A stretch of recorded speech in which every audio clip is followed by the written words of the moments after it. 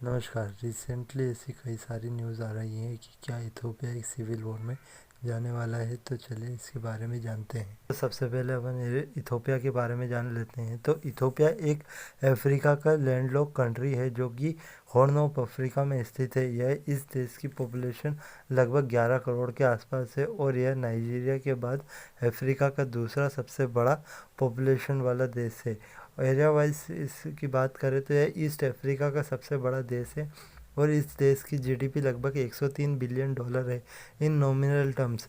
और PPP terms में बात करें तो यह 240 बिलियन डॉलर के से अधिक है। इसके कुछ पड़ोसी देश का नाम जिबूटी, साउथ सूडान, केन्या और एरिथ्रिया है। लेकिन 1991 से पहले एरिथ्रिया और इथोपिया दोनों एक ही देश थे। लेकिन 1991 में जब ये दोनों अलग अलग हुए तो अफ्रीका कि इस देश ने अपना बहुत ही बड़ा सी एक्सेस खो दिया और यह एक लैंडलॉक स्टेट बन गया।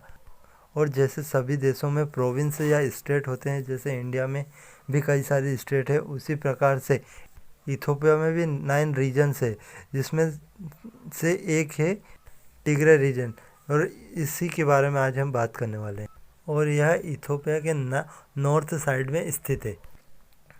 तो इसी साल अगस्त माह में इस टिग्रे रीजन में इलेक्शन होने वाले थे, लेकिन कोविड-19 की वजह से इथोपिया की सेंट्रल गवर्नमेंट, जिसके प्राइम मिनिस्टर एबी अहमद हैं, उन्होंने इस इलेक्शन को टालने को कहा। लेकिन टीपीएलएफ यानी टिग्रे पीपल लिबरेशन फ्रंट, जो कि प्रेजेंट में भी रूलिंग गवर्नमेंट है और कई सालों से लगातार राज कर रही है, इन्होंने फिर भी ज़बरदस्ती सेंट्रल के मना करने पर भी इन इलेक्शन को करवाया। और 9 सितंबर को जब इस इलेक्शन के रिज़ल्ट आए तो इस टीपीएलएफ पार्टी को 98.5 वोट मिले। और एबी अहमद, जो कि सेंट्रल में प्राइम मिनिस्टर भी है, उन्होंने इस इलेक्शन को नल एंड वॉइड डिक्लेयर कर दिया और कहा कि यह इलेक्शन बिल्कुल अनकॉन्स्टिट्यूशनल है और इन इलेक्शन के रिज़ल्ट को मानने से इनकार कर दिया।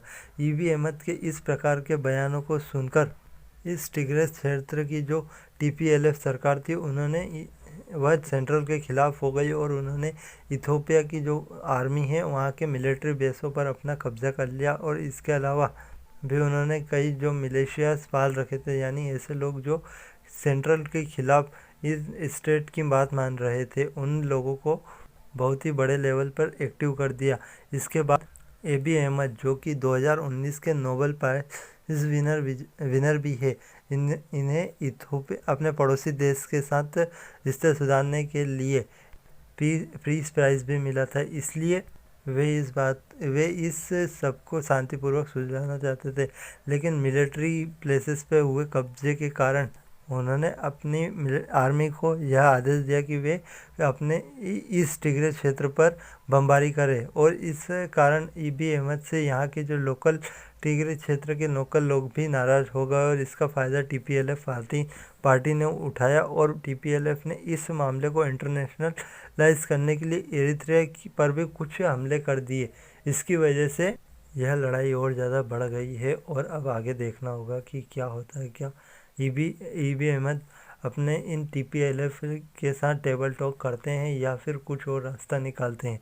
वीडियो देखने के लिए धन्यवाद। आप इस वीडियो के बारे में क्या सोचते हैं, ज़रूर बताइएगा।